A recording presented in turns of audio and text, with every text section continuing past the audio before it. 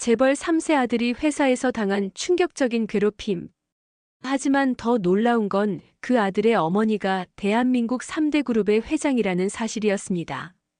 과연 권력의 정점에 선 한 어머니는 아들을 위해 어떤 선택을 할까요? 오늘 그 충격적인 이야기가 시작됩니다. 은빛 기록 구독과 좋아요, 알림 설정 부탁드립니다. 영상 제작에 많은 도움이 됩니다. 2024년 여름 서울 강남구 테헤란로에 위치한 한빛그룹 본사 50층. 거대한 유리창 너머로 보이는 서울 시내는 마치 손 안에 들어올 것만 같았습니다.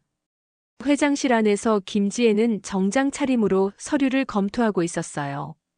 올해 55, 한빛그룹을 이끌어온 지 15년째였습니다. 그녀의 책상 위에는 각종 경제지 표지에 실린 자신의 사진들이 놓여 있었죠. 강철 여왕, 한국 경제계의 철의 여인이라는 수식어가 따라다녔습니다. 하지만 지금 그녀의 표정은 평소와 달리 어딘가 불안해 보였어요. 손목시계를 자꾸만 확인하고 휴대폰을 들었다 놨다 하기를 반복했습니다. 비서가 조심스럽게 들어왔어요. 회장님, 오후 3시 이사회 준비가 완료되었습니다. 김지혜는 고개를 끄덕이며 자리에서 일어났습니다. 하지만 발걸음을 옮기기 전에 책상 서랍을 열어 작은 사진 한 장을 꺼내봤어요. 20살 무렵의 아들 준호가 환하게 웃고 있는 사진이었습니다. 우리 준호는 잘 지내고 있을까? 그녀는 사진을 다시 서랍에 넣고 이사회실로 향했습니다. 한편 같은 시각 서울 마포구의 한 중견기업 오피스텔에서는 전혀 다른 풍경이 펼쳐지고 있었어요.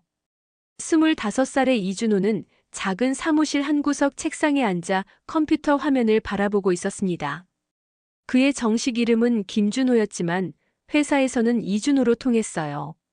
성까지 바꿔가며 정체를 숨기고 있었던 거죠. 한빛그룹 회장의 아들이라는 사실을 아무도 모르게 하려고 말이에요. 준호는 평범한 회사원으로 살고 싶었습니다.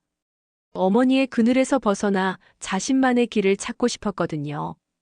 그래서 대학 졸업 후 중견 광고회사인 브라이트 커뮤니케이션에 일반 사원으로 입사했습니다. 처음 몇 달은 괜찮았어요. 동료들과도 잘 어울렸고 업무도 열심히 했습니다. 하지만 최근 들어 뭔가 이상한 기운을 느끼고 있었어요. 특히 박민수 차장의 시선이 예전과 달랐습니다. 박 차장은 45살로 이 회사에서 10년을 일한 베테랑이었어요. 명문대를 나오지 못한 콤플렉스와 재벌가에 대한 묘한 질투심을 갖고 있는 사람이었습니다. 점심시간이 되자 박 차장이 준호의 책상으로 다가왔어요. 이씨, 점심 같이 먹을까? 네, 좋습니다. 준호는 박 차장을 따라 회사 근처 식당으로 향했습니다. 하지만 식당에 앉자마자 느낄 수 있었어요. 이것이 단순한 점심 식사가 아니라는 것을 말이죠. 박 차장은 준호를 유심히 바라보며 말했어요. 이씨, 너 요즘 어떤 시계 차고 다니더라? 예? 시계요? 응, 롤렉스 같은데. 신입사원이 그런 시계를 차고 다니네.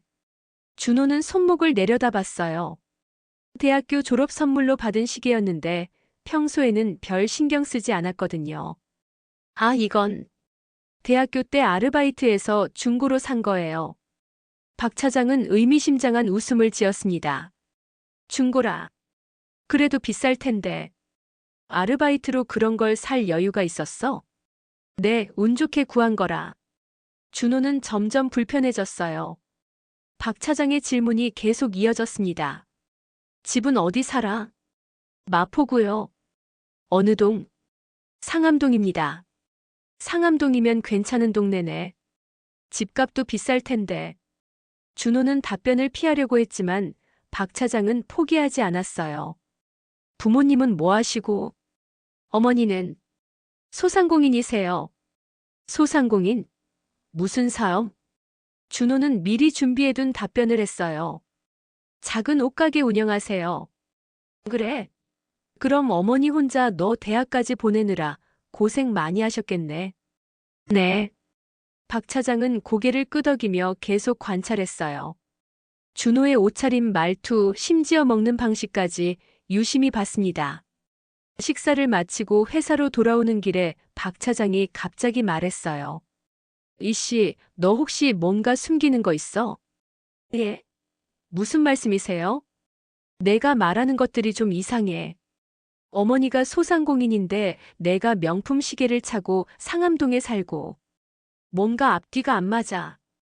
준호는 식은땀이 났어요. 들킬까봐 무서웠습니다. 정말 그냥 운이 좋았던 거예요. 시계도 정말 중고로 싸게 구한 거고.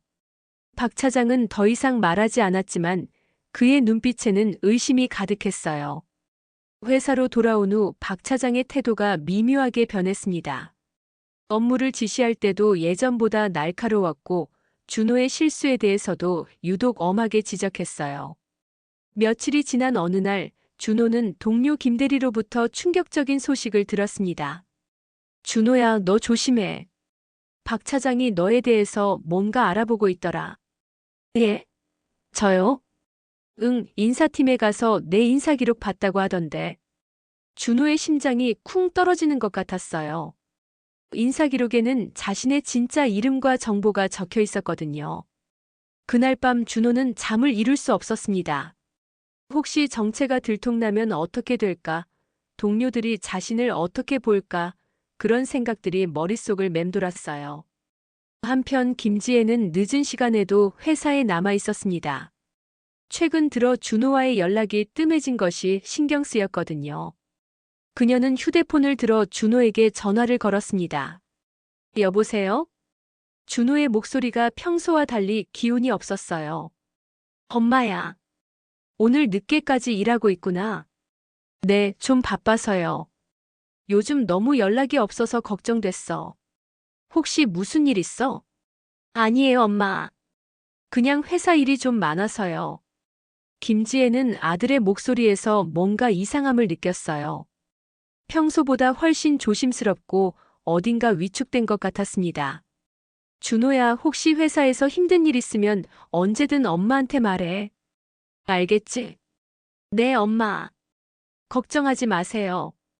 전 괜찮아요. 전화를 끊고 나서도 김지혜는 마음이 편하지 않았어요. 어머니의 직감이 뭔가 잘못되었다고 말하고 있었습니다. 그런데 정말 잘못된 것이 있었어요. 바로 그 순간 준호의 회사에서는 박 차장이 인사팀 직원과 대화를 나누고 있었습니다. 이준호 말이야. 진짜 이름이 김준호더라. 네, 맞습니다. 인사기록상 김준호로 되어 있어요. 김준호. 혹시 한빛그룹하고 관련이 있나? 인사팀 직원은 잠깐 망설이다가 말했어요.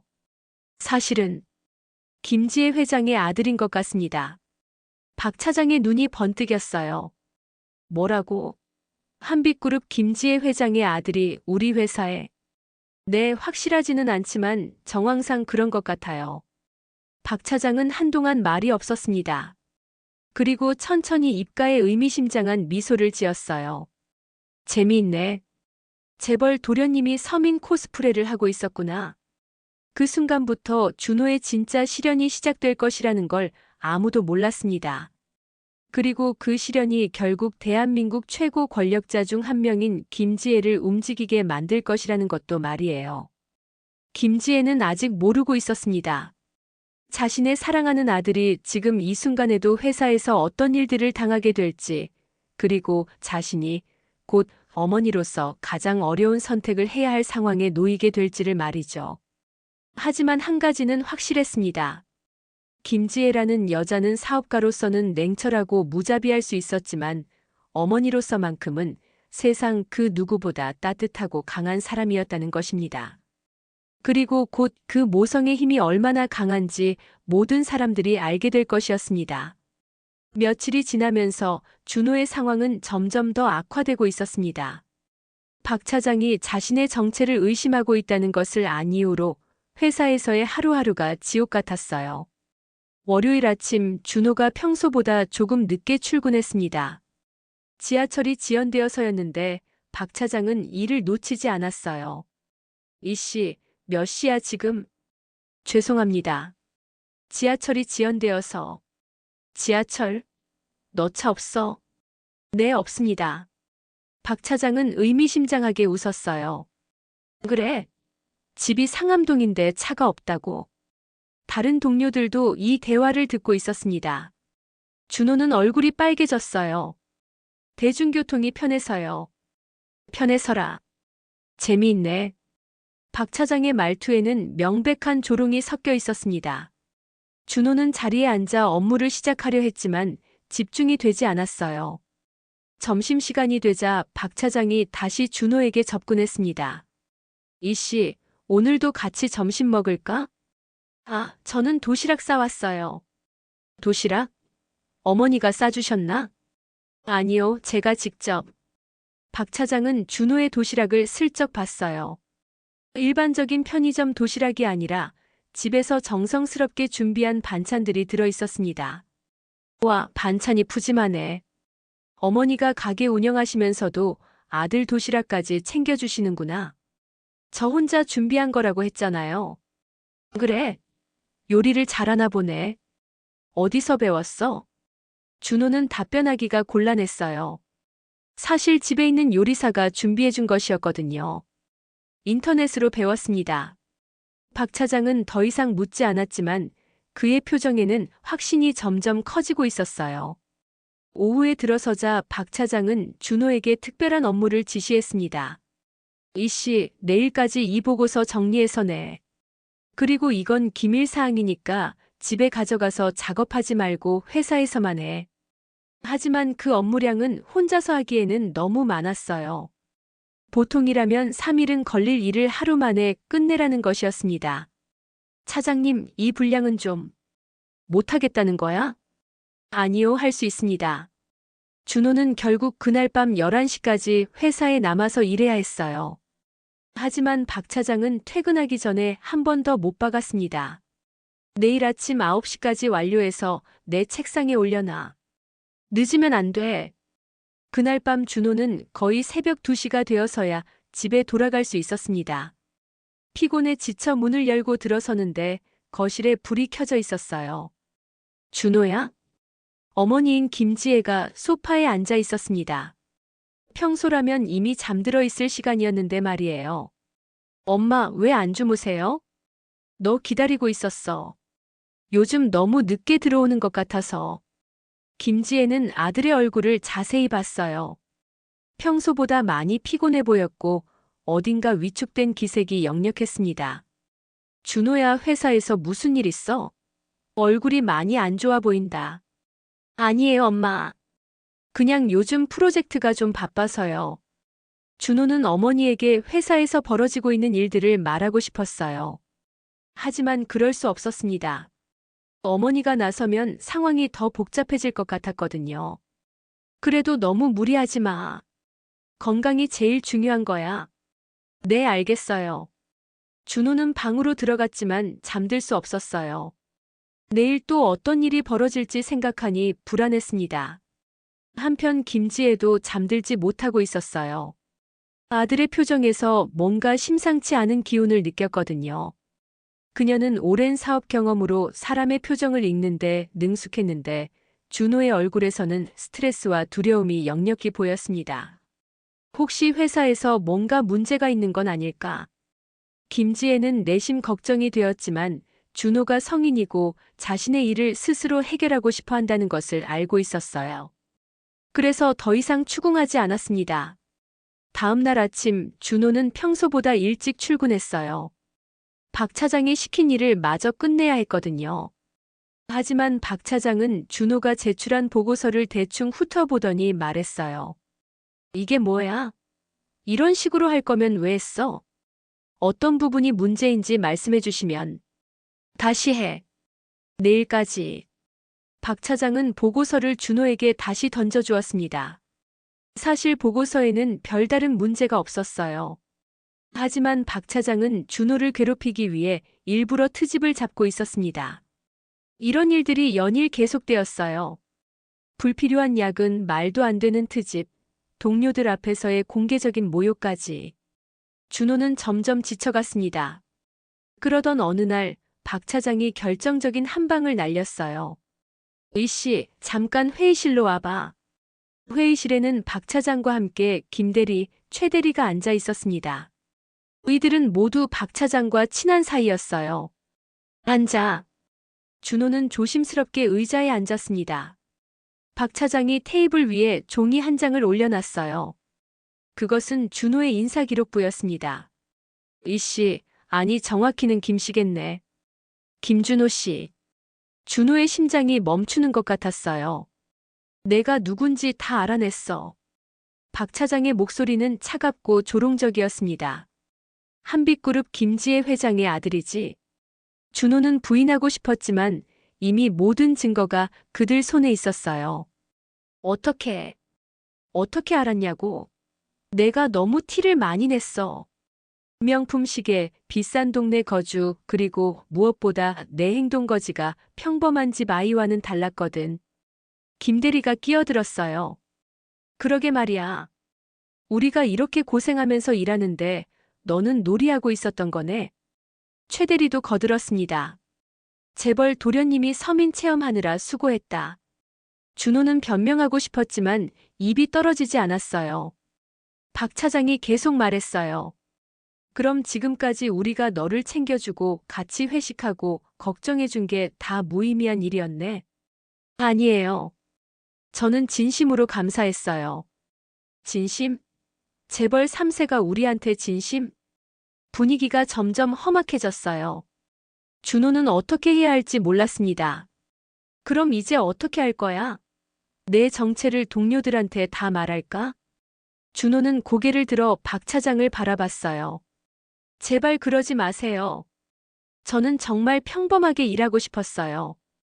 평범하게? 너한테 평범함이 뭔지 알아? 너희 어머니 한 달 수입이 우리 연봉보다 많을 텐데. 준호는 더 이상 할 말이 없었어요. 박 차장은 마지막으로 말했어요.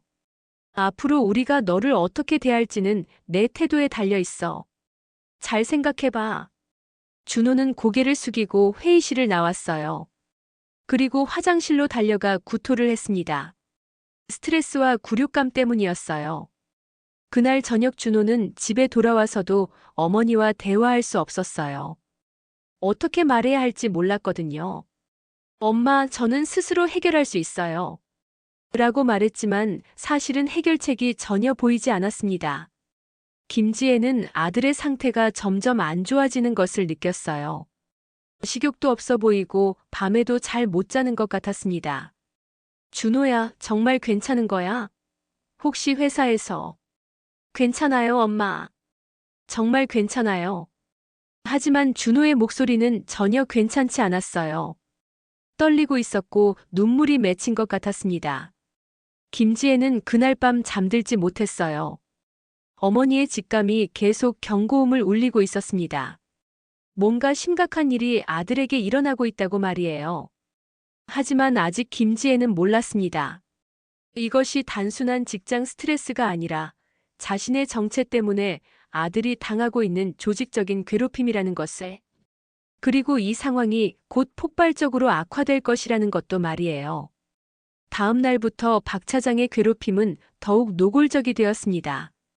그리고 준호의 고통은 이제 겉으로도 드러나기 시작했어요. 김지혜가 그 진실을 알게 되는 것은 시간 문제였습니다. 박 차장이 준호의 정체를 알아낸 지 일주일이 지났습니다. 그 일주일은 준호에게 지옥과 같았어요. 매일 아침 회사에 가는 것이 두려웠고 퇴근 후에도 마음이 편하지 않았습니다. 박 차장의 괴롭힘은 점점 더 교묘하고 악랄해졌어요. 다른 사람들이 보기에는 단순한 업무 지시나 조언으로 보이지만 준호에게는 명백한 괴롭힘이었습니다. 월요일 아침 박 차장이 준호를 불렀어요. 김 씨, 이번 주 금요일까지 신규 클라이언트 프레젠테이션 자료 준비해. 네, 알겠습니다. 아, 그런데 이건 특별한 클라이언트야. 실수하면 큰일 나는 거 알지? 박 차장은 의미심장하게 웃으며 덧붙였어요. 참고로 이 클라이언트는 너희 어머니 회사만큼 큰 곳이야. 긴장하지 마. 준호는 가슴이 철렁 내려앉았어요. 박 차장이 자신의 정체를 빌미로 압박하고 있다는 것을 알 수 있었습니다. 화요일에는 더 심한 일이 벌어졌어요. 점심시간에 박 차장이 몇 명의 동료들과 함께 준호에게 접근했습니다. 김 씨, 우리랑 같이 점심 먹자. 준호는 거절할 수 없었어요. 그들을 따라 식당에 갔는데 박 차장이 일부러 비싼 메뉴를 주문했습니다. 오늘은 내가 쏠게. 김 씨 돈으로. 다른 동료들은 무슨 뜻인지 몰라 당황했지만 준호는 어쩔 수 없이 계산을 해야 했어요. 준호야, 미안해. 우리가 어떻게 해? 괜찮습니다. 제가 할게요. 박 차장은 만족스러운 표정으로 준호를 바라봤어요. 역시 김 씨는 마음씨가 좋네. 여유도 있고. 그날 저녁 준호는 집에 돌아와서 거울을 봤어요. 얼굴이 많이 야위어 있었고 눈 밑에는 다크서클이 짙게 패여 있었습니다. 엄마가 보면 놀랄 거야. 준호는 화장품으로 다크서클을 가리려고 했지만 쉽지 않았어요. 그때 김지혜가 현관문을 열고 들어왔습니다. 준호야, 왔구나. 네, 엄마. 김지혜는 아들의 얼굴을 보는 순간 깜짝 놀랐어요. 평소보다 많이 야위어 보였고 표정도 어둡고 침울했습니다. 준호야, 얼굴이 왜 이렇게 안 좋아? 아픈 거야? 아니에요. 그냥 좀 피곤해서요. 요즘 너무 무리하는 것 같은데. 회사 일이 그렇게 힘들어? 김지혜의 걱정 어린 목소리에 준호는 눈물이 날 것 같았어요. 하지만 참았습니다. 괜찮아요, 엄마. 적응 중이라 그래요. 하지만 김지혜는 확신했어요. 뭔가 심각한 일이 아들에게 일어나고 있다는 것을 말이에요. 수요일 아침 준호가 회사에 출근하자마자 박 차장이 불렀어요. 김 씨, 어제 맡긴 자료 어떻게 되어가? 아직 작업 중입니다. 아직? 시간이 별로 없는데. 박 차장은 일부러 타이트한 일정을 잡아서 준호를 압박하고 있었어요.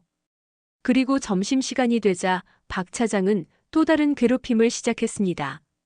김 씨, 오늘은 심부름 좀 해줄래? 회계팀에 가서 이 서류 전달하고 인사팀에서 저 자료 받아오고. 그런 건 보통 신입사원들이 하는 일이 아니었어요. 하지만 준호는 거절할 수 없었습니다. 네, 알겠습니다. 아, 그리고 이것도. 내 점심 주문해서 가져와. 돈은 내가 내고. 준호는 분노가 치밀어 올랐지만 참을 수밖에 없었어요. 오후가 되자 상황은 더욱 악화되었습니다. 박 차장이 다른 직원들 앞에서 준호를 공개적으로 비난하기 시작한 거예요. 김 씨, 이 보고서 뭐야? 이런 식으로 할 거면 왜 했어? 어떤 부분이 문제인지. 부분이 문제가 아니라 전체가 문제야. 다시 해. 다른 동료들이 지켜보는 앞에서 준호는 모욕감을 느꼈어요. 그날 저녁 준호는 집에 돌아와서 샤워를 하다가 거울에 비친 자신의 모습을 봤어요. 스트레스 때문에 몸무게가 빠져서 갈비뼈가 드러나 보였습니다. 이러다가 정말 못 버티겠어. 준호는 눈물을 흘렸어요. 하지만 어머니에게는 말할 수 없었습니다. 목요일 아침 김지혜는 회사에서 중요한 회의를 마치고 있었어요. 하지만 머릿속은 온통 아들 생각뿐이었습니다. 비서가 들어와서 말했어요. 회장님, 오늘 일정은 모두 마무리되었습니다. 알겠습니다. 수고하셨어요. 김지혜는 시계를 봤어요. 저녁 6시. 평소라면 더 늦게까지 일했겠지만 오늘은 일찍 집에 가서 아들과 이야기를 나누고 싶었어요. 하지만 집에 도착해서도 준호는 아직 돌아오지 않았어요. 또 야근인가? 김지혜는 걱정이 되어 준호에게 전화를 걸었습니다. 여보세요? 준호의 목소리가 평소보다 더 기운이 없었어요. 준호야, 엄마야. 언제 들어와? 아, 엄마. 좀 늦을 것 같아요. 또 야근이야? 요즘 너무 자주 늦는 것 같은데. 네, 프로젝트가 바빠서요. 김지혜는 뭔가 이상함을 느꼈어요. 준호의 목소리에 떨림이 있었거든요. 준호야, 혹시 회사에서 무슨 일? 괜찮아요, 엄마. 걱정하지 마세요. 전화를 끊고 나서 김지혜는 마음이 편하지 않았어요. 어머니의 직감이 계속 경고하고 있었습니다. 그날 밤 준호는 11시가 넘어서야 집에 돌아왔어요. 박 차장이 일부러 불필요한 야근을 시켰기 때문이었습니다. 준호가 현관문을 열고 들어서는데 김지혜가 거실에서 기다리고 있었어요. 엄마, 왜 안 주무세요? 너 기다리고 있었어. 김지혜는 아들의 얼굴을 자세히 봤어요. 일주일 전보다 훨씬 야위어 보였고 눈빛도 생기가 없었습니다. 준호야, 정말 괜찮은 거야? 얼굴이 너무 안 좋아 보인다. 괜찮아요, 엄마. 하지만 준호의 목소리는 떨리고 있었어요. 김지혜는 더 이상 참을 수 없었어요. 준호야, 엄마한테 솔직히 말해봐. 회사에서 무슨 일이 있는 거지? 정말 아무것도 아니에요. 아무것도 아닌데 왜 이렇게 힘들어해? 엄마가 봐도 너 많이 힘들어 보여.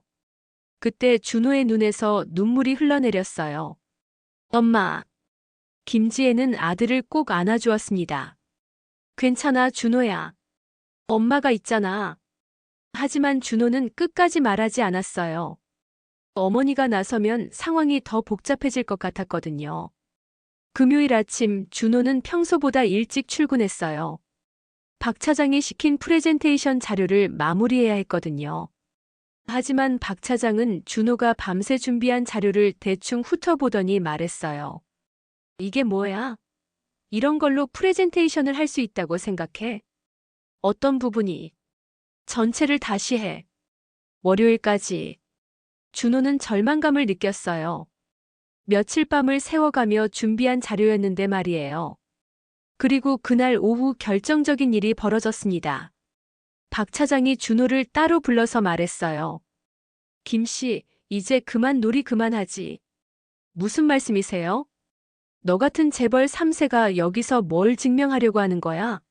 서민 코스프레? 준호는 더 이상 참을 수 없었어요.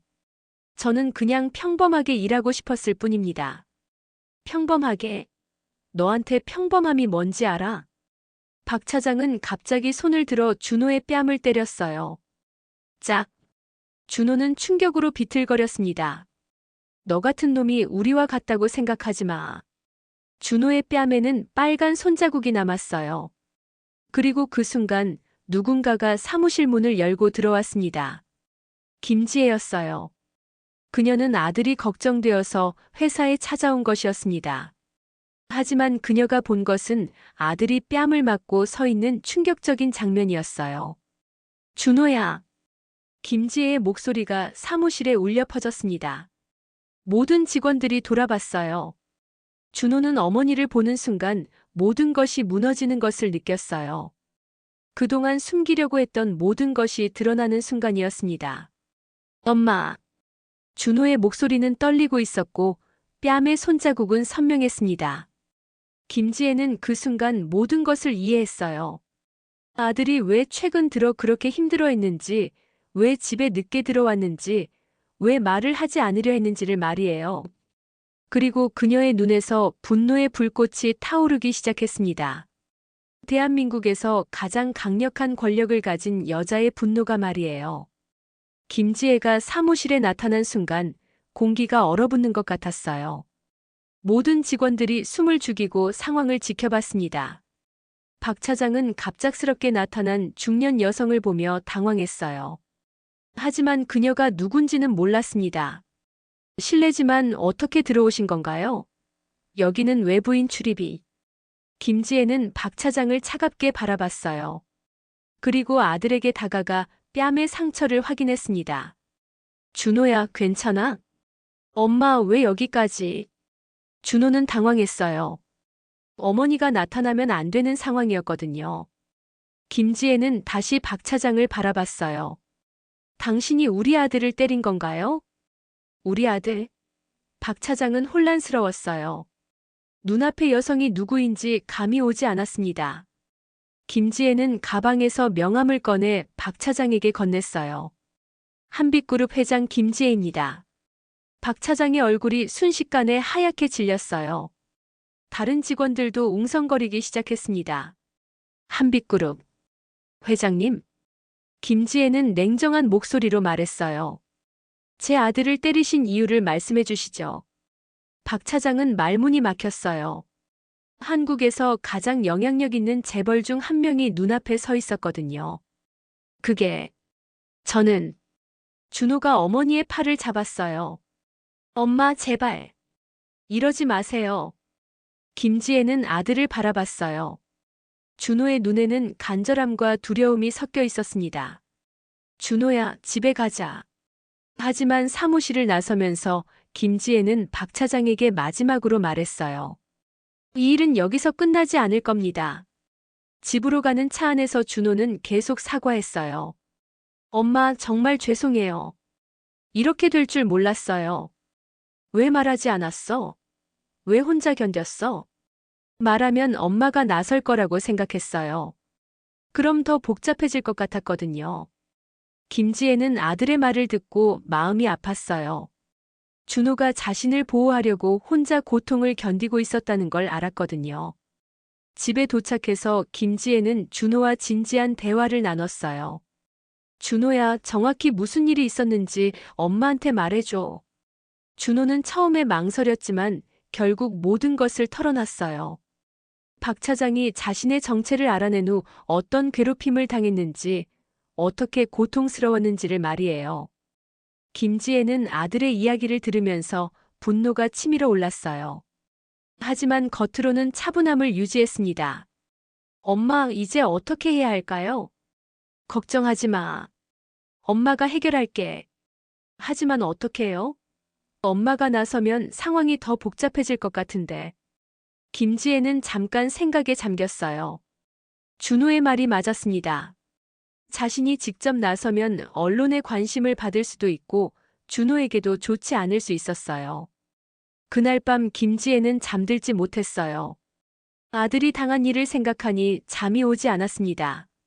그리고 한 가지 결심을 했어요. 다음 날 아침 김지혜는 준호에게 말했어요. 준호야, 며칠 동안 회사 휴가 좀 써. 왜요?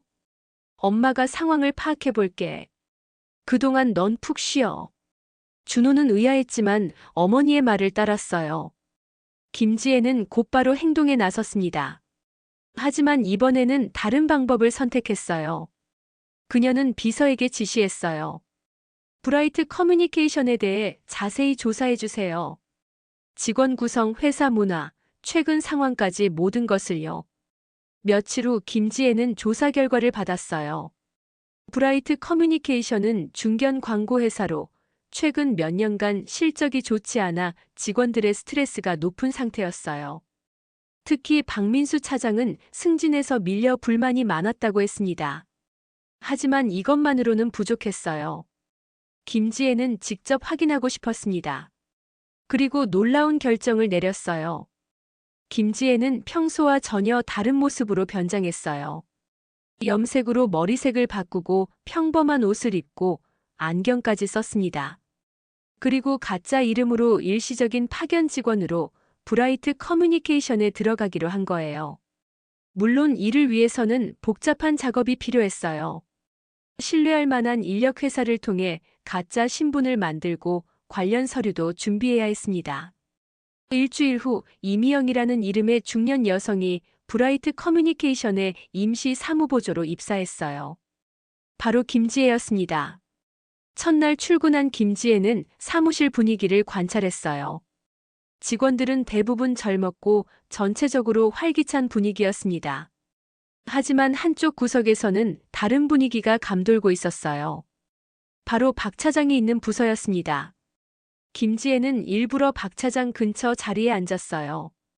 그리고 조용히 관찰하기 시작했습니다. 점심시간이 되자 김지혜는 직원 식당에서 다른 직원들과 대화를 나눴어요.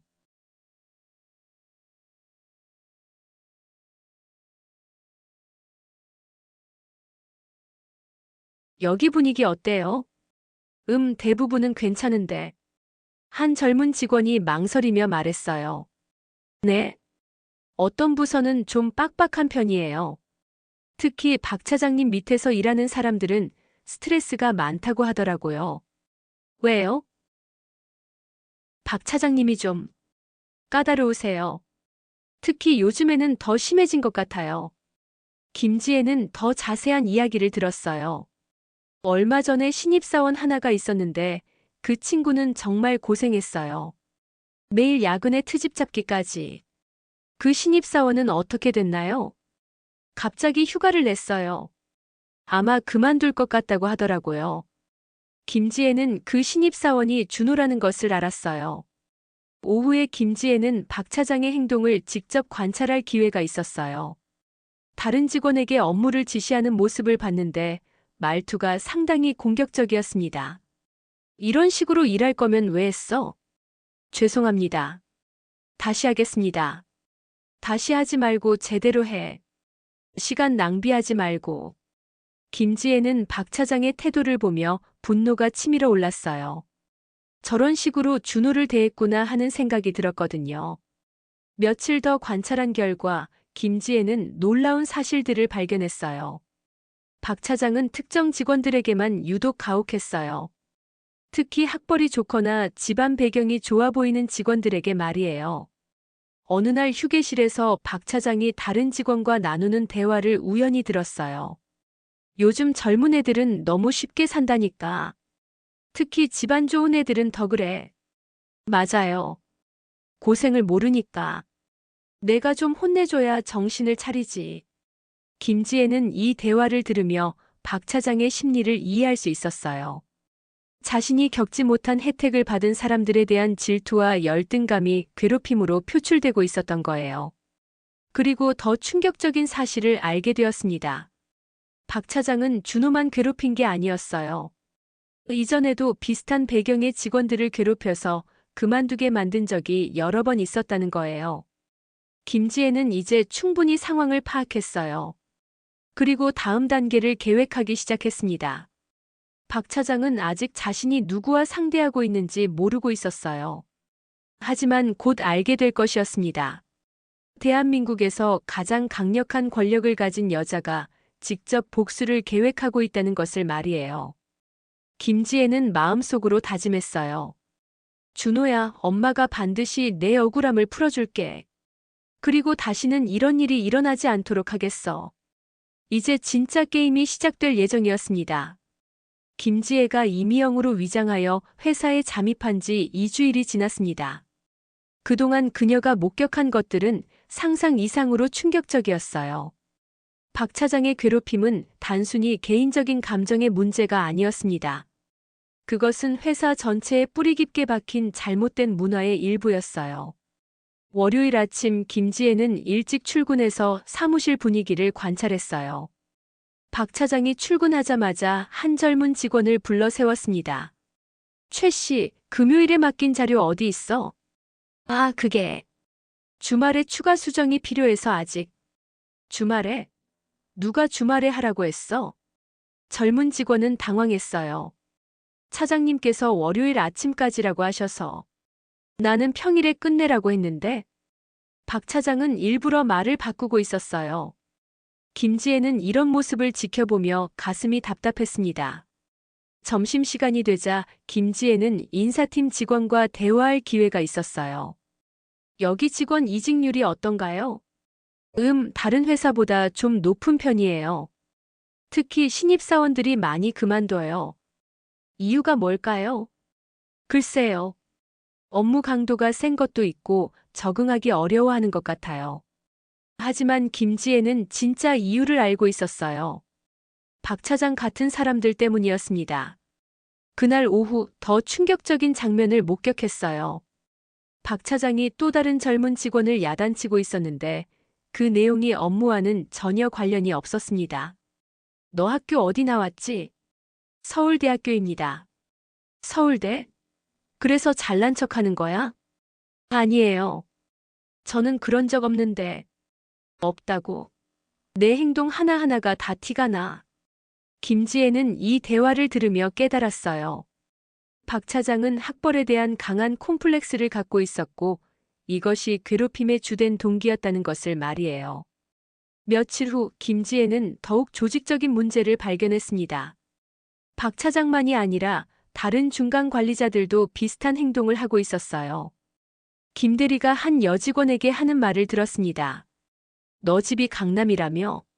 부모님이 뭐 하시길래 강남에 살아? 그냥 오래 살아서요. 오래 살았다고 강남에 사나? 집값 얼마나 하는지 알아? 이런 식으로 직원들의 개인적인 배경을 캐묻고 그것을 빌미로 괴롭히는 일이 반복되고 있었어요. 김지혜는 이제 왜 준호가 자신의 정체를 숨기려 했는지 완전히 이해할 수 있었어요. 여기서는 좋은 집안 출신이라는 것 자체가 표적이 되었거든요. 어느 날 저녁 김지혜는 야근을 하면서 박 차장의 진짜 모습을 보게 되었어요. 박 차장은 다른 직원들이 없을 때 전화 통화를 하고 있었는데 그 내용이 충격적이었습니다. 여보, 나도 스트레스가 심해. 요즘 젊은 애들이 너무 건방져서 말이야. 전화 너머에서 아내로 보이는 사람의 목소리가 들렸어요. 그래도 너무 심하게 하지는 마. 요즘 세상이 예전 같지 않잖아. 알아. 하지만 이 바닥에서 살아남으려면 어쩔 수 없어. 특히 재벌 아들, 딸들은 제대로 혼내줘야 정신 차리지. 김지혜는 이 대화를 들으며 온몸이 떨렸어요. 박 차장이 의도적으로, 계획적으로 특정 배경의 직원들을 표적으로 삼고 있다는 것을 확인했거든요. 다음 날 김지혜는 회사에 더 깊은 문제를 발견했어요. 인사팀에서 우연히 들은 대화였습니다. 요즘 신입사원 선발 기준이 뭐야? 성적도 중요하지만 집안 배경도 어느 정도 고려해야 하지 않을까? 왜? 너무 좋은 집 아이들 뽑으면 나중에 문제가 될 수 있어. 적당히 평범한 집 아이들이 낫지. 김지혜는 이 말을 듣고 경악했어요. 역차별이 공공연하게 이루어지고 있었던 거예요. 그날 저녁 김지혜는 집에 돌아와서 준호와 이야기를 나눴어요. 준호야, 엄마가 며칠 더 조사해봤는데 너만 그런 일을 당한 게 아니더라. 정말요? 응. 저 회사에는 잘못된 문화가 뿌리 깊게 박혀 있어. 그럼 어떻게 해야 해요? 김지혜는 잠깐 생각에 잠겼어요. 단순히 박 차장 한 사람만 처벌한다고 해서 해결될 문제가 아니라는 것을 알았거든요. 시스템 전체를 바꿔야 해. 하지만 그러려면 좀 더 확실한 증거가 필요해. 다음 주 김지혜는 결정적인 증거를 잡을 기회가 왔어요. 회사에서 원래 회의가 있었는데 그 자리에서 박 차장이 다른 관리자들과 나눈 대화가 모든 것을 말해주었습니다. 요즘 신입사원들 관리 어떻게 하고 있어? 나는 확실하게 해. 특히 배경 좋은 애들은 더 세게. 맞아. 그래야 정신 차리지. 그런데 너무 심하게 하면 문제 되지 않을까?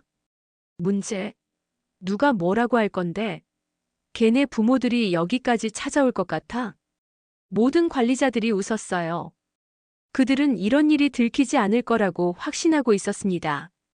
김지혜는 이 순간을 놓치지 않고 녹음했어요. 이것이야말로 결정적인 증거였습니다. 회의가 끝난 후 김지혜는 화장실에서 휴대폰으로 녹음 파일을 확인했어요. 모든 대화가 선명하게 녹음되어 있었습니다. 이제 충분해. 김지혜는 더 이상 참을 수 없었어요. 이 회사의 잘못된 시스템을 뿌리부터 바꿔야겠다고 결심했습니다. 그날 저녁 김지혜는 준호에게 말했어요. 준호야, 이제 엄마가 직접 나설게. 엄마, 괜찮을까요? 괜찮을 거야. 하지만 이번에는 제대로 할 거야. 김지혜는 이미 계획을 세워놨어요. 단순히 박 차장 한 사람을 처벌하는 것이 아니라 회사 전체의 문화를 바꾸는 것이었습니다. 그리고 그 계획의 첫 번째 단계는 자신의 진짜 정체를 드러내는 것이었어요. 다음 날 아침 김지혜는 평소와 다른 옷을 입고 회사에 나타났습니다. 더 이상 이미영이 아닌 김지혜의 모습으로 말이에요. 박 차장은 아직 무슨 일이 벌어질지 모르고 있었어요. 하지만 곧 알게 될 것이었습니다. 자신이 누구와 상대하고 있었는지, 그리고 그 대가가 얼마나 클지를 말이에요. 김지혜는 마음속으로 다짐했어요. 이제 진짜 게임을 시작하자. 이 회사의 잘못된 문화를 뿌리째 바꿔놓겠어. 그리고 무엇보다 준호 같은 젊은이들이 다시는 이런 억울한 일을 당하지 않도록 하겠다고 말이에요. 김지혜는 결정적인 증거를 확보한 후 며칠 동안 신중하게 계획을 세웠습니다. 단순한 복수가 아니라 근본적인 변화를 만들어내고 싶었거든요. 그녀는 먼저 법무팀장에게 연락했어요. 의사님, 직장 내 괴롭힘과 관련된 법적 조치에 대해 자세히 알아보세요. 특히 녹음 증거의 효력과 손해배상 범위까지요. 네, 회장님. 혹시 무슨 일이? 나중에 자세히 설명드릴게요. 가능한 빨리 검토해 주세요. 다음으로 김지혜는 인사 컨설팅 전문가들을 만났어요. 건전한 직장 문화를 만들기 위한 구체적인 방안을 논의하려고 했습니다. 직장 내 괴롭힘을 뿌리 뽑을 수 있는 시스템을 만들고 싶습니다. 어떤 방법들이 있을까요? 먼저 익명신고 시스템을 구축하고 정기적인 직장 문화 교육을 실시해야 합니다. 그리고 무엇보다 경영진의 확고한 의지가 중요해요. 김지혜는 고개를 끄덕였어요. 이미 머릿속에 큰 그림이 그려지고 있었습니다. 그날 저녁 김지혜는 준호와 진지한 대화를 나눴어요. 준호야, 엄마가 내일 그 회사에 직접 갈 거야. 엄마, 저 때문에 너무 큰일을 벌이는 건 아닌가요? 김지혜는 아들의 손을 잡으며 말했어요. 준호야, 이건 너만의 문제가 아니야. 저 회사에는 너처럼 고통받는 젊은이들이 더 많아. 그리고 앞으로도 계속 그런 일이 벌어질 거고. 하지만 엄마가 나서면 언론에서 난리가 날 텐데. 그래도 해야 할 일이야. 권력을 가진 사람이 제대로 써야 할 때가 있거든. 준호는 어머니의 결의에 찬 표정을 보며 마음이 복잡했어요. 고마우면서도 미안했습니다. 엄마, 정말 괜찮을까요? 괜찮을 거야. 오히려 이제야 제대로 된 것 같아. 다음 날 아침 김지혜는 평소의 정장 차림으로 브라이트 커뮤니케이션에 나타났습니다. 더 이상 변장은 하지 않았어요. 회사 로비에서 김지혜는 프런트 데스크 직원에게 말했어요. 한빛그룹 회장 김지혜입니다. 박민수 차장을 만나러 왔어요. 프런트 데스크 직원은 깜짝 놀랐어요. 한빛그룹 회장님이요? 네, 맞습니다. 잠깐만요. 연락드릴게요. 순식간에 회사 안이 술렁이기 시작했어요. 한빛그룹 회장이 직접 찾아왔다는 소식이 퍼지면서 모든 직원들이 웅성거렸습니다. 박 차장은 급하게 로비로 내려왔어요. 지난번에 준호와 함께 왔던 그 여성이 바로 한빛그룹 회장이었다는 사실에 얼굴이 하얗게 질려 있었습니다. 회장님, 어떻게? 김지혜는 차가운 표정으로 박 차장을 바라봤어요. 이야기할 것이 있습니다. 조용한 곳에서 만날까요? 네네. 회의실로 안내해 드릴게요. 회의실로 향하는 길에 모든 직원들이 김지혜를 바라봤어요. 한국에서 가장 영향력 있는 여성 중 한 명이 자신들의 작은 회사에 직접 온 것이었으니까요. 회의실에서 김지혜와 박 차장이 마주 앉았습니다. 박 차장은 식은땀을 흘리고 있었어요. 박 차장님, 지난 2주일 동안 이 회사에서 일했습니다. 예? 무슨 말씀이신지. 김지혜는 가방에서 임시 직원 신분증을 꺼내 보였어요. 이미영이라는 이름으로 말이에요. 박 차장의 눈이 커졌어요. 갑자기 상황이 이해되기 시작했습니다. 그럼 혹시? 네, 맞습니다. 저는 당신이 제 아들을 어떻게 대했는지 직접 보고 싶었어요. 김지혜는 휴대폰을 꺼내 녹음 파일을 재생했어요.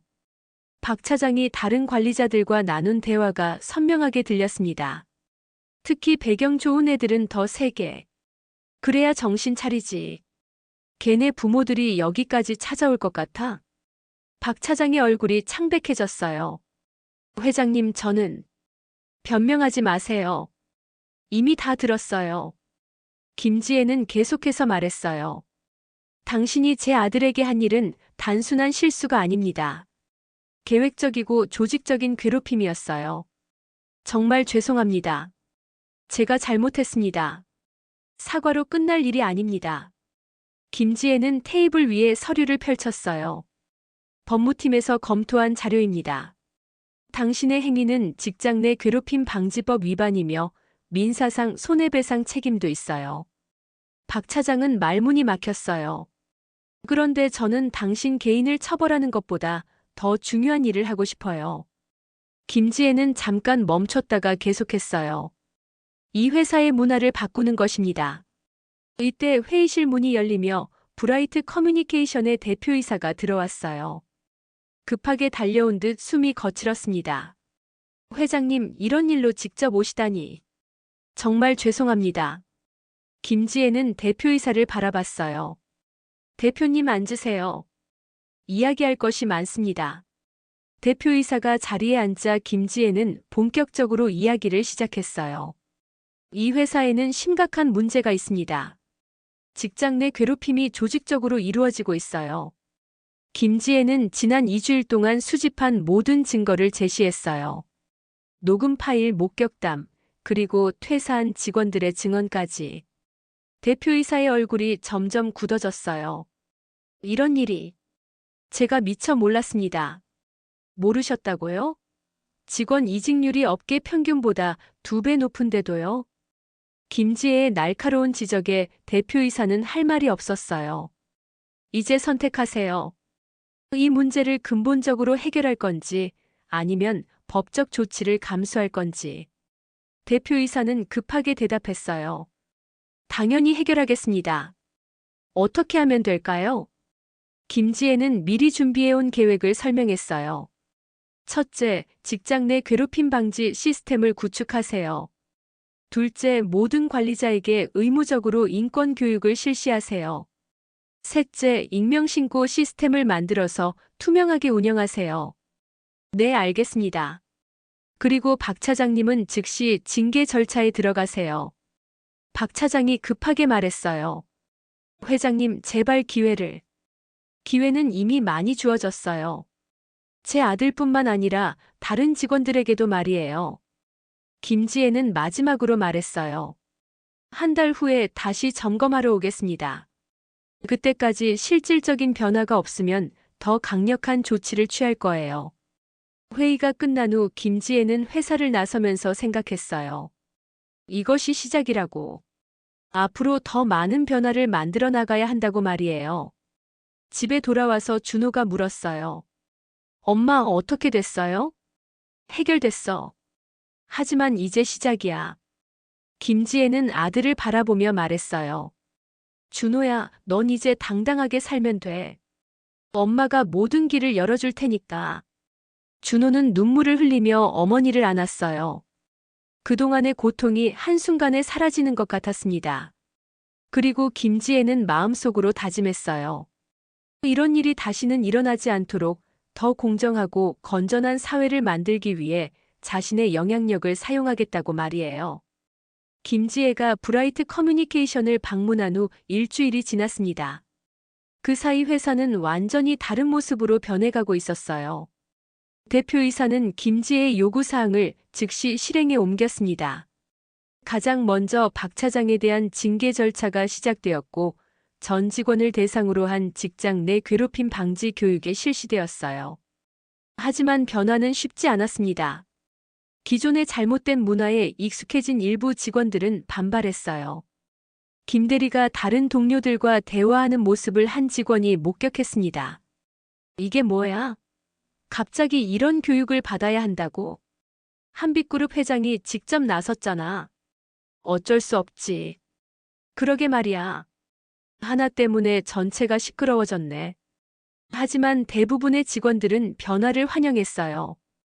특히 젊은 직원들은 마침내 공정한 환경에서 일할 수 있게 된 것을 기뻐했습니다. 한편 김지혜는 이 사건을 계기로 더 큰 그림을 그리고 있었어요. 한빛그룹 내부에서도 비슷한 문제가 있을 수 있다고 생각했거든요. 그녀는 인사 담당 임원을 불렀습니다. 우리 그룹 내에서도 직장 내 괴롭힘 실태 조사를 해보세요. 전 계열사를 대상으로요. 네, 회장님. 어떤 계기로? 제 아들이 다른 회사에서 겪은 일 때문입니다. 우리도 예외는 아닐 거예요. 인사 담당 임원은 놀랐어요. 회장의 아들이 괴롭힘을 당했다는 사실에 말이에요. 즉시 전면 조사를 실시하겠습니다. 그리고 익명신고 시스템도 구축하세요. 어떤 직급이든 문제를 제기할 수 있도록요. 며칠 후 조사 결과가 나왔어요. 놀랍게도 한빛그룹 내에서도 여러 건의 직장 내 괴롭힘 사례가 발견되었습니다. 김지혜는 결과 보고서를 보며 착잡한 심정이었어요. 우리도 똑같았구나. 그녀는 즉시 전 계열사 임원진 회의를 소집했습니다. 회의실에 모인 임원들 앞에서 김지혜는 단호하게 말했어요. 오늘부터 우리 그룹의 문화가 바뀝니다. 더 이상 권력을 이용한 괴롭힘은 용납하지 않겠어요. 임원들은 긴장한 표정으로 듣고 있었어요. 제가 직접 겪은 일이기 때문에 더욱 심각하게 받아들이고 있습니다. 모든 계열사에서 동일한 기준을 적용할 거예요. 한 임원이 조심스럽게 물었어요. 회장님께서 직접 겪으셨다는 게 제 아들이 다른 회사에서 괴롭힘을 당했습니다. 그 과정에서 우리 사회의 뿌리 깊은 문제를 보게 되었어요. 임원들은 회장의 개인적인 경험담에 더욱 진지해졌어요. 앞으로 한 달에 한 번씩 각 계열사의 직장 문화 개선 현황을 보고받겠습니다. 그리고 문제가 발견되면 즉시 조치하세요. 네, 알겠습니다. 한편 준호는 며칠 전부터 회사 복귀를 고민하고 있었어요. 어머니가 문제를 해결해 주었지만 여전히 같은 회사로 돌아가는 것이 부담스러웠거든요. 어느 날 저녁 준호는 어머니와 이야기를 나눴어요. 엄마, 저 다른 회사로 옮기고 싶어요. 왜? 이제 괜찮을 텐데. 괜찮을 수도 있지만 어쨌든 그 일이 있었던 곳이잖아요. 새로운 시작을 하고 싶어요. 김지혜는 아들의 마음을 이해했어요. 그래, 내가 원하는 대로 해. 하지만 이번에는 내 실력으로 당당하게 들어가거라. 네, 엄마. 그런데 준호에게는 또 다른 고민이 있었어요. 이번 일이 언론에 알려질 가능성이었습니다. 며칠 후 예상했던 일이 벌어졌어요. 한 경제지에서 김지혜의 브라이트 커뮤니케이션 방문 소식을 기사로 내보낸 거예요. 한빛그룹 회장, 아들 직장 괴롭힘 문제로 직접 나서. 기사가 나간 후 언론의 관심이 폭발했어요. 재벌가의 사생활이 공개된 것도 화제였지만 직장 내 괴롭힘이라는 사회적 이슈와 맞물리면서 더욱 큰 반향을 일으켰습니다. 김지혜는 이런 상황을 예상하고 있었어요. 그래서 미리 대응책을 준비해뒀습니다.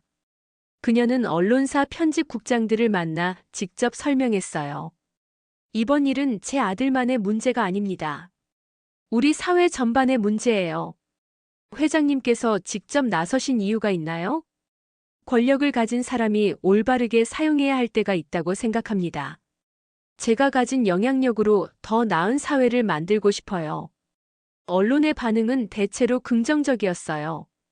특히 젊은 층에서는 김지혜의 행동을 크게 지지했습니다. 하지만 일부에서는 비판의 목소리도 있었어요.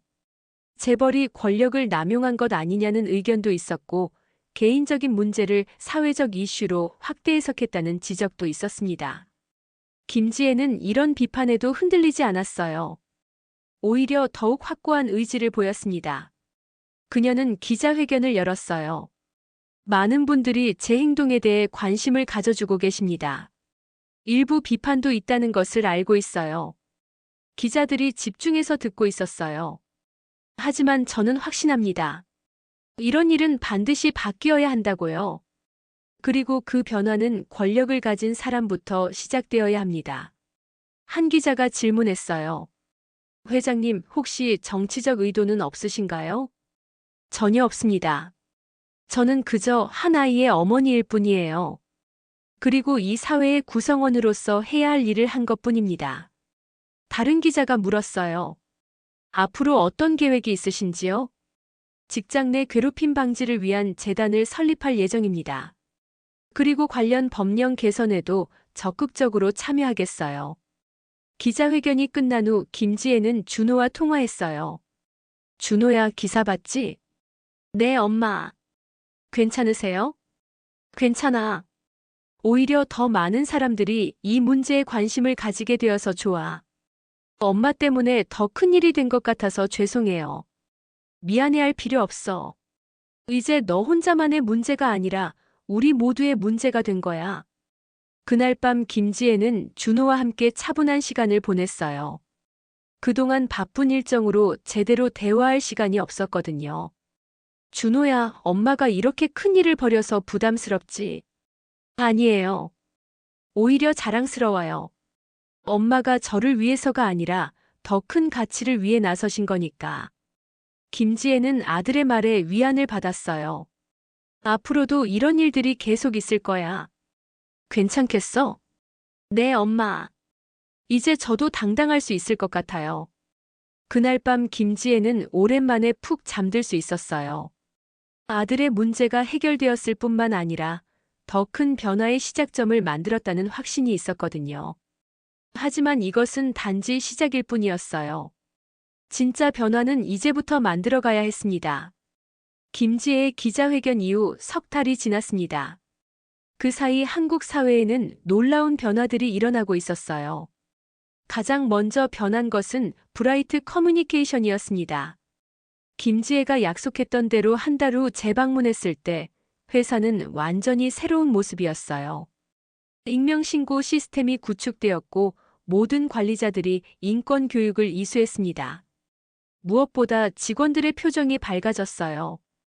회장님 말씀하신 대로 모든 시스템을 구축했습니다. 대표이사가 자랑스럽게 보고했어요. 직원 만족도 조사 결과도 크게 개선되었고 이직률도 현저히 줄어들었습니다. 김지혜는 몇몇 직원들과 개별 면담을 가졌어요. 이제 회사 분위기가 어떤가요? 한 젊은 직원이 밝은 표정으로 대답했어요. 정말 많이 좋아졌어요. 이제는 두려움 없이 일할 수 있어요. 다른 직원도 거들었어요. 예전에는 매일 출근하는 게 스트레스였는데 이제는 회사 오는 게 즐거워요. 김지혜는 이런 변화를 보며 뿌듯함을 느꼈어요. 박 차장은 어떻게 됐나요? 대표이사가 답했어요. 징계 절차를 거쳐 해고되었습니다. 그리고 본인도 잘못을 깊이 반성한다고 하더군요. 김지혜의 영향은 브라이트 커뮤니케이션을 넘어 다른 기업들에게도 퍼져나갔어요. 한빛그룹이 선도적으로 도입한 직장 내 괴롭힘 방지 시스템을 벤치마킹하려는 회사들이 줄을 이었습니다. 한빛그룹 본사에는 매주 다른 기업의 인사 담당자들이 찾아왔어요. 저희도 한빛그룹과 같은 시스템을 도입하고 싶습니다. 어떤 점이 가장 효과적이었나요? 김지혜는 이런 문의들을 기꺼이 받아주었어요. 노하우를 공유하는 것이 사회 전체에 도움이 된다고 생각했거든요. 가장 중요한 것은 경영진의 확고한 의지입니다. 그리고 직원들이 안전하게 문제를 제기할 수 있는 환경을 만드는 것이고요. 정부에서도 김지혜의 사례에 주목했어요. 고용노동부에서는 김지혜를 직장 내 괴롭힘 방지 정책 자문위원으로 위촉했습니다. 자문위원회 첫 회의에서 김지혜는 말했어요. 법과 제도만으로는 한계가 있습니다. 기업 문화 자체가 바뀌어야 해요. 다른 위원들도 공감했어요. 회장님의 사례가 많은 기업에 좋은 영향을 주고 있습니다. 앞으로도 지속적으로 개선해 나가야겠어요. 한편 준호는 새로운 회사에서 일하고 있었어요. 이번에는 자신의 실력만으로 입사한 IT 스타트업이었습니다. 새 회사의 분위기는 이전과 완전히 달랐어요. 수평적이고 자유로운 문화였고 직원들 간의 소통도 활발했습니다. 준호는 어느 날 어머니에게 전화를 걸었어요. 엄마, 새 회사 정말 좋아요. 매일 일하는 게 즐거워요. 그래? 다행이다. 그런데 엄마 덕분에 저만 좋아진 게 아니라 다른 많은 사람들도 도움을 받고 있더라고요. 어떻게? 제 동기들이 말하는데 요즘 어느 회사든 직장 내 괴롭힘에 대해 정말 민감하게 반응한다고 해요. 엄마가 만든 변화 때문이죠. 김지혜는 아들의 말에 보람을 느꼈어요. 내가 겪은 일이 헛되지 않았구나. 네, 정말 감사해요, 엄마. 몇 달 후 김지혜는 약속했던 대로 직장 내 괴롭힘 방지 재단을 설립했어요. 재단의 목적은 피해자 지원과 기업 문화 개선, 그리고 관련 연구였습니다. 재단 설립 기념식에는 많은 사람들이 참석했어요. 정치인, 기업인, 시민사회 인사들까지 다양한 분야의 사람들이 모였습니다. 김지혜는 설립 취지를 설명했어요. 이 재단은 제 개인적인 경험에서 시작되었지만 모든 직장인들을 위한 것입니다. 누구나 존중받으며 일할 수 있는 사회를 만들고 싶어요. 청중들이 박수를 보냈어요. 특히 젊은 직장인들에게는 희망의 메시지가 되었어요. 권력을 가진 사람이 자신들의 편에 서서 싸워준다는 느낌을 받았거든요. 재단에서는 다양한 활동을 시작했어요. 피해자 상담 서비스, 기업 컨설팅, 그리고 관련 법제도 개선 제안까지. 가장 인기 있는 프로그램은 찾아가는 직장 문화 교육이었어요. 중소기업들을 직접 방문해서 관리자와 직원들에게 올바른 직장 문화에 대해 교육하는 것이었습니다. 어느 날 김지혜는 직접 한 중소기업을 방문했어요. 교육을 마친 후 한 젊은 직원이 다가왔습니다. 회장님, 정말 감사합니다. 저도 예전에 비슷한 일을 겪었는데 이제는 그런 걱정 없이 일할 수 있을 것 같아요. 김지혜는 그 직원의 말에 큰 보람을 느꼈어요. 우리 모두가 함께 만들어가는 변화예요. 혼자서는 할 수 없는 일이거든요. 1년이 지난 후 놀라운 통계가 발표되었어요. 직장 내 괴롭힘 신고 건수는 증가했지만 실제 괴롭힘 발생률은 크게 감소한 것으로 나타났습니다. 신고 건수가 늘어난 것은 피해자들이 문제를 제기하기 쉬워졌기 때문이었고, 발생률이 줄어든 것은 예방 효과 때문이었어요. 고용노동부 장관은 이런 성과를 발표하며 말했어요. 김지혜 회장님의 용기 있는 행동이 사회 전체에 긍정적인 변화를 가져왔습니다. 언론에서도 이를 크게 보도했어요.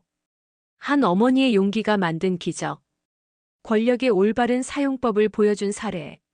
하지만 김지혜에게 가장 소중한 변화는 아들 준호의 모습이었어요.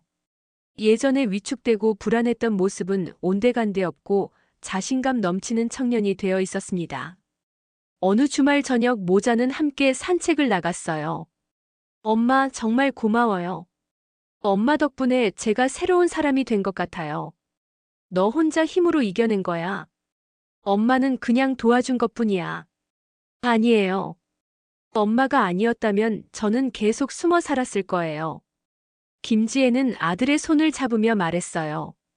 준호야, 이제 내가 다른 사람들을 도와줄 차례야. 네, 저도 재단에서 봉사활동하고 싶어요. 같은 경험을 한 사람으로서 도움을 줄 수 있을 것 같아요. 김지혜는 아들의 말에 뿌듯함을 느꼈어요. 피해자에서 이제는 다른 사람을 돕는 사람으로 성장한 것이었습니다. 그날 밤 김지혜는 오랜만에 일기를 썼어요. 오늘로 이 모든 일이 시작된 지 1년이 되었다. 처음에는 그저 내 아들을 지키고 싶었을 뿐이었는데 이제는 훨씬 큰 변화를 만들어냈다. 권력이라는 것이 정말 무서운 것이라고 생각했었는데 이제는 그것을 어떻게 사용하느냐가 중요하다는 것을 안다. 앞으로도 계속 이런 변화를 만들어갈 것이다. 모든 젊은이들이 두려움 없이 꿈을 펼칠 수 있는 사회를 위해서. 며칠 후 김지혜는 재단에서 주최하는 건전한 직장 문화 만들기 포럼에 참석했어요. 전국에서 모인 수백 명의 직장인들이 함께했습니다. 마지막 연설에서 김지혜는 말했어요. 변화는 한순간에 일어나지 않습니다. 하지만 우리가 포기하지 않는다면 반드시 더 나은 세상을 만들 수 있어요. 청중들이 기립박수를 보냈어요. 권력을 가진 사람의 역할은 그 힘을 올바르게 사용하는 것입니다. 그리고 모든 사람이 존중받을 수 있는 환경을 만드는 것이죠. 포럼이 끝난 후 한 대학생이 김지혜에게 다가왔어요. 회장님, 저는 내년에 취업할 예정인데 이제는 두렵지 않아요. 회장님 같은 분이 계시니까요. 김지혜는 그 학생의 말에 큰 감동을 받았어요. 당신이 두려워할 필요는 없어요. 이제는 당신도 변화를 만들어가는 주체니까요. 집으로 돌아가는 길에 김지혜는 준호와 통화했어요. 엄마, 포럼 어땠어요? 정말 좋았어. 많은 사람들이 변화에 동참하고 있더라. 저도 빨리 재단 일을 시작하고 싶어요. 그래, 우리 함께 더 나은 세상을 만들어 가자. 그날 밤 김지혜는 창밖을 바라보며 생각했어요. 1년 전만 해도 상상할 수 없었던 변화들이 현실이 되었습니다. 한 어머니의 사랑에서 시작된 작은 용기가 사회 전체를 바꾸는 큰 힘이 되었어요. 그리고 그 변화는 아직도 계속되고 있었습니다.